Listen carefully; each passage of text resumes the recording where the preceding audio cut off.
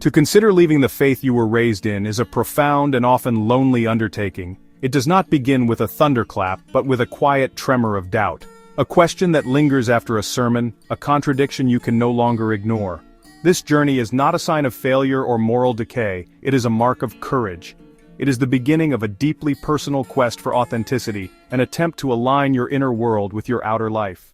Often the desire to leave a religion is not born from abstract philosophical debate. It begins in a place of deep personal feeling. It might be a slow-burning anger at injustices committed in the name of God. It could be the sting of exclusion, the pain of being told a core part of your identity is wrong or sinful. Recognizing that your questions and doubts are valid responses to genuine harm is essential. Your feelings are not a sign of spiritual failure. They are a sign that your conscience is alive and well. When the framework of faith that once structured your world begins to dissolve, it's common to feel adrift, as if navigating an uncharted sea without a compass. The old answers no longer satisfy, and new ones haven't yet taken shape. This intellectual void, while disorienting, is not an endpoint. It's a beginning, the fertile ground from which a more personal, authentic worldview can grow. Finding the right language for this new perspective isn't about fitting into a box, but about finding a map that helps you navigate your own mind and connect with others on a similar path. Let's start with atheist. For many, this word carries heavy baggage, often unfairly associated with anger or nihilism. But at its core, atheism is simply a response to a single claim. A god or gods exist. The atheist answer is, I don't believe that. It's not necessarily a bold declaration that no gods exist. That's sometimes called strong atheism. More commonly, it's a simple lack of belief due to what is perceived as insufficient evidence. It's a position on one question, not a complete moral or philosophical system in itself. Perhaps the word agnostic feels more fitting. Coined by biologist T.H. Huxley, agnosticism isn't a halfway point between belief and non-belief. It's a position on what we can. An agnostic asserts that the existence of deities is fundamentally unknowable, beyond the reach of our empirical methods. This means you can be an agnostic atheist, lacking belief without claiming absolute certainty, or even an agnostic theist, holding a faith while admitting it cannot be proven. It's a stance that prioritizes intellectual humility, acknowledging the profound limits of human understanding. Then there is secular humanism. This moves beyond the God question to offer a positive, proactive worldview. It's a life stance championing reason, critical thinking, and scientific inquiry to understand the universe. It proposes we can construct rich, ethical, and meaningful lives without supernatural guidance. Humanism takes the best impulses found across history, compassion, community, the quest for purpose, and grounds them firmly in our shared humanity and our responsibility to one another. It takes the best impulses of religious tradition and grounds them firmly in the here and now, in the shared project of human flourishing. Once you have stepped away from a single authoritative book, the entire library of human thought opens up to you. Start slowly. Read with gentle curiosity, not to find a new dogma. Begin with the great traditions of philosophy. The Stoics, Marcus Aurelius, Seneca, Epictetus. They teach focus on character and response, practical tools for change. Expand to modern secular thinkers, Bertrand Russell, Carl Sagan.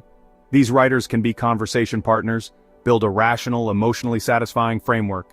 A common fear when leaving religion is that life will lose its meaning. The answer is both simple and profound. The purpose of your life is what you decide it is. Meaning isn't discovered like a hidden treasure, it's created like a work of art. Humanism offers one rich source of meaning, purpose in connections to other people. Commitment to leaving the world a bit better. Science and nature offer another wellspring. Study the cosmos, humbled by vastness and complexity. If you are part of a church or organization that keeps membership rolls, you may decide to formally resign. This step can be a powerful symbolic act. The act of writing and sending this letter can be a deeply cathartic experience. In some countries or situations, there may be legal or financial reasons to formally deregister. It is wise to research the specific procedures required in your jurisdiction. Taking these formal steps ensures that your departure is officially recognized, which can prevent future complications. Leaving a faith is rarely a simple intellectual exercise, it is a profound emotional upheaval. You're not just shedding beliefs, you're often losing a community, a sense of purpose, and a framework for life. This process is a form of grief. You might mourn the loss of certainty, the comfort of ritual, or a relationship with a deity you once held dear. These feelings can be a dizzying mix of liberation and loneliness. This unique mourning isn't always recognized by others, which can make the journey feel incredibly isolating. Allow yourself the space to feel it all. One of the most powerful tools for navigating this is journaling. It provides a private space for complete honesty. Writing gives form to the chaos, allowing you to untangle conflicting feelings. Don't worry about perfect prose, just let the words flow. Write letters you'll never send, list what you've lost and gained, or explore your anger and your hopes. This practice externalizes your inner turmoil, robbing it of its power.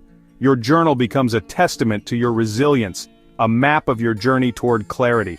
Sometimes journaling is not enough. When the grief feels overwhelming, seeking professional help is a sign of strength. A therapist, especially one experienced in religious trauma or deconstruction, can provide invaluable support. They offer a confidential, unbiased space to process your experiences and equip you with tools to manage anxiety and complex family dynamics. Therapy is instrumental in helping you forge a new identity, grounded in your own values and self-worth. Finally, combat the profound isolation by finding a new community. This is a vital step in healing. Seek out secular support groups, online or in person, to connect with people who understand your journey. Hearing someone else articulate your own unspoken feelings is incredibly validating. Beyond formal groups, build connections through hobbies or volunteering. The goal is to forge a new sense of belonging, a chosen family built on shared values that supports the person you are becoming. To leave one's religion is to embark on one of life's most profound transformations. It is a journey that is often misunderstood, marked by moments of profound loss and loneliness, but it is also one of immense courage and reward. You are not merely stepping away from a set of beliefs, you are undertaking the monumental task of deconstruction. You are carefully dismantling a framework that once defined your reality, your identity, and your community. This process of clearing the ground is essential, for it is on this newly cleared land that you can begin to build a life that is authentically and unapologetically your own.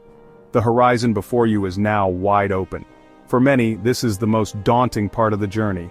The religious life often provides a detailed map, a pre-written script with clear rules and a guaranteed destination. To lose that can feel like being cast adrift in a vast, uncharted ocean. But in this openness lies the greatest freedom. There is no divine plan to follow, no map to a preordained heaven. Instead, there is only the path you make by walking it step by intentional step. You are the author of your own story, the architect of your own meaning. This is the awesome responsibility and the ultimate privilege of a self-directed life. And you do not walk this path alone. You are now part of a long and noble tradition of freethinkers, skeptics, and humanists, a lineage of courageous minds stretching back through centuries, from the ancient philosophers of Greece to the luminaries of the Enlightenment and the scientific pioneers of our modern age. You have the opportunity to find your new tribe, to build new communities not based on shared dogma, but on shared human values. These are communities founded on kindness, not as a divine command, but as a rational choice for a better society, on curiosity, the engine of all progress, and on an unwavering commitment to human flourishing, right here, right now. So walk forward with your head held high, with the quiet confidence of someone who has chosen the difficult path of intellectual honesty. Your journey is not a rejection of morality, but a profound embrace of it, a commitment to building an ethical framework based on reason and empathy. It is a testament to the enduring power of the human spirit to question, to seek truth, and to build a life of deep and resonant integrity. This is your life to shape, your story to write. The sun is rising on your own self-authored world. Embrace the dawn.